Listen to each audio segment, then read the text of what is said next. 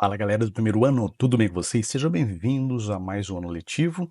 E eu sou o professor Tiago, vou acompanhar vocês até o final e vamos juntos começar com o conteúdo de geografia. Tentarei deixar aqui com vocês um resuminho de todos os roteiros que nós vamos trabalhar durante esse ano. Isso é importante para você rever o conteúdo, mas para isso você precisa, obviamente, se é uma revisão, ler aquilo que foi orientado e participar das atividades. Muito bem, primeira aula nossa, as duas primeiras aulas nós vamos falar sobre geografia. Isso é importante, é um conteúdo que pode aparecer não de maneira tão explícita, mas de uma maneira implícita no Enem, nos vestibulares. Como assim implícita, professor? Dificilmente vai cair uma questão pura sobre o que é geografia, escolas do pensamento geográfico, história da geografia. Mas você precisa saber esse conteúdo para responder alguns conteúdos a mais. É estranho, mas é isso mesmo que funciona. A interdisciplinariedade dentro da própria matéria, dentro do próprio componente curricular, no caso da geografia. Muito bem, então nós temos que começar esse ano, né, definindo o que é espaço geográfico, né? O espaço geográfico é a materialização das relações sociais. A geografia ela estuda o globo terrestre, né, não a parte física só do globo terrestre, mas todos os elementos que compõem o planeta Terra. Os elementos vivos e não vivos. Como assim, professor? Nós estudamos a estrutura física da Terra, a geologia, a atmosfera, a hidrologia, a climatologia, enfim, tudo aquilo que é importante para o funcionamento do nosso planeta. Então, essa parte é a geografia física. Mas o espaço geográfico, ele é muito além dessa questão física meramente da geografia. Para entender o espaço geográfico, eu tenho que colocar a camada humana. Lembrando que nós temos os seres vivos, né, a biosfera, nós temos o espaço vivo dos animais, das plantas, mas o ser humano também entra ali, porém entra de uma maneira diferente. O input, a entrada do ser humano é diferente porque o ser humano ele é capaz de modificar a superfície da Terra de uma forma muito mais complexa do que os outros animais e as plantas, porque nós somos dotados de inteligência e capacidade de transformação de espaço geográfico. E transformamos o espaço geográfico para aquilo que nós consideramos o melhor para nós. Isso também muda de forma histórica. Então, o espaço geográfico é a materialização dessas relações entre o ser humano, nós seres humanos, como sociedade, e o espaço físico em que vivemos. E lembrando que o espaço geográfico ele é modificado, ele é transformado e ele é ressignificado ao longo do tempo. Mas para que serve a geografia então, professor? Primeiro, para estudar essas relações, importante estudar as relações. Só que essas relações elas são estudadas de maneira bem minuciosa pelas várias áreas do conhecimento geográfico. Aliás, a geografia é um conhecimento que preconiza a ciência geográfica. Ah, complicou um pouquinho? Vamos pensar. Como assim, né? Uma vem antes da outra. Desde a antiguidade, o ser humano precisou entender o espaço geográfico. Então, nós temos lá os egípcios, os gregos, os romanos, na Idade Média, né? Enfim, ao longo do tempo, os povos começaram a buscar o conhecimento do mundo que os cerca.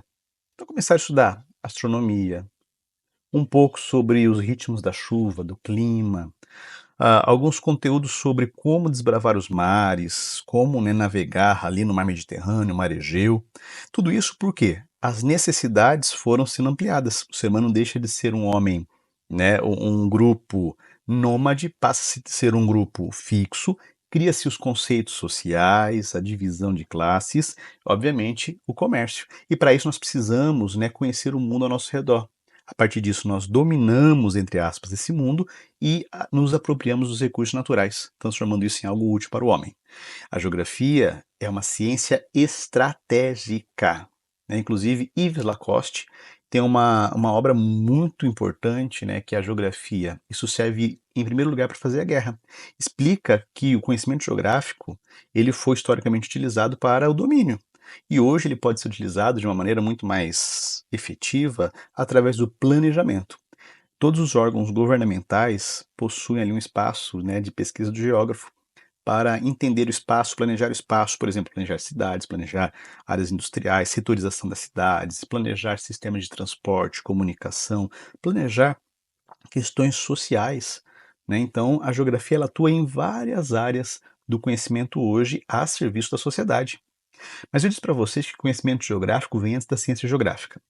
Já falei para vocês que isso acontece porque os povos no passado, eles tinham conhecimento, eles foram buscar conhecimento da geografia, mas não existia ciência geográfica. Para ser considerado ciência, você está vendo isso em outros componentes curriculares, é necessário criar uma cadeira científica, traduzindo, um curso universitário. Então, a geografia lá daqueles povos antigos da pré-história, Mesopotâmia, Egito, Grécia, Roma, a galera ali da Idade Média, os árabes, né, depois os demais, até o século XIX, o conhecimento ele era meio que desconectado de uma ciência. Existiam várias ciências ali conversando entre si. A maior parte era chamada de naturalismo. Mas a partir do século XIX, ou seja, depois da Revolução Industrial, houve a necessidade de segmentar conhecimento científico. Aí nós vamos ter a fundação, entre aspas, dos cursos de biologia, química, física, história, sociologia, e não diferente da geografia. A geografia como ciência, então, ou seja, como um curso universitário, uma cadeira acadêmica, vai ser criado ali no século XIX, onde hoje seria a Alemanha, a antiga Prússia. Nós temos ali a necessidade, então, né, daquele grupo social, principalmente do governo prussiano, de entender o espaço geográfico para dominar e para poder implantar a industrialização. Então, a geografia surge para isso, para auxiliar o Estado em conhecer o espaço geográfico. Nós vamos ter lá, então, nós vamos ter Carl Ritter e nós vamos ter Alexander von Humboldt como os dois fundadores dessa geografia acadêmica, os dois primeiros fundadores da geografia como ciência mesmo.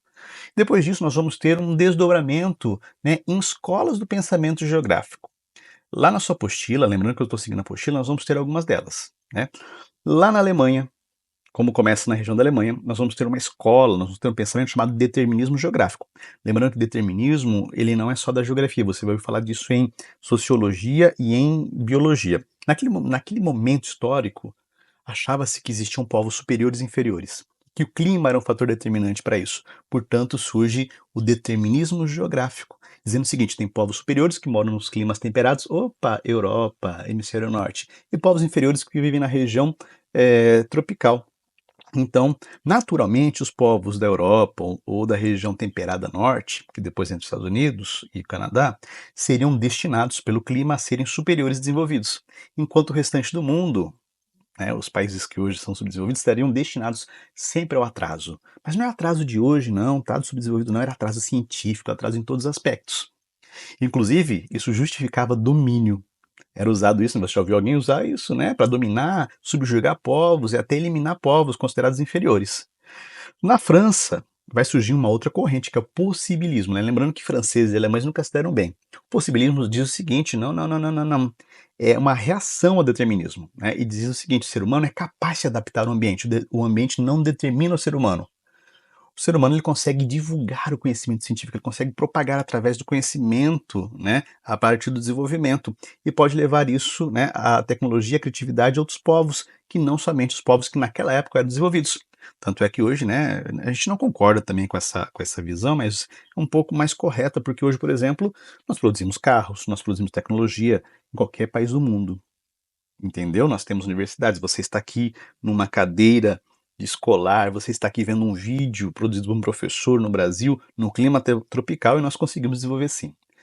Depois disso, nós temos outras escolas, mas duas são importantes para os vestibulares. A geografia crítica, que vai surgir ali nas décadas de 60 e 70 em reação ao mundo bipolar. No Brasil, a geografia crítica ela é marcada pela luta contra o regime militar, né, a chamada ditadura militar, e também porque nesse período do regime militar, embora a economia tenha crescido um pouco no começo, a economia vai estagnar, o Estado fica muito forte, né, o governo militar ele coloca uma política muito forte que trava um pouco o crescimento econômico, e a pobreza aumenta muito no Brasil, a miséria aumenta muito no Brasil. Então é também, né, considerado ali, né, uma questão de relação econômica e social, e começa uma crítica ao capitalismo globalizado. Um nome importante que cai no vestibular, Milton Santos. Deu uma estudada nesse carinha, porque de vez em quando tem muito texto, de vez em quando não, sempre tem texto dele aparecendo em conteúdos de geografia, em várias áreas. Ele vai falar justamente sobre globalização, dá uma olhadinha nisso, tá bom? Também tem a geografia cultural e Futuan, que é uma geografia também que existe hoje em dia, que foca na relação entre o homem e o espaço onde ele vive. Então, as experiências culturais, simbólicas, as práticas culturais, religiosas, o entendimento do território não só pela economia e não só pelos elementos naturais, mas também pelas relações sociais que existem entre o ser humano e o espaço. Pegou a ideia? Resumi bastante, dá uma olhadinha na trilha. Gostou? Próxima aula tem mais, nós vamos falar sobre, um pouquinho sobre os conceitos geográficos, tá, e sobre o método geográfico. Um abraço, até mais, valeu.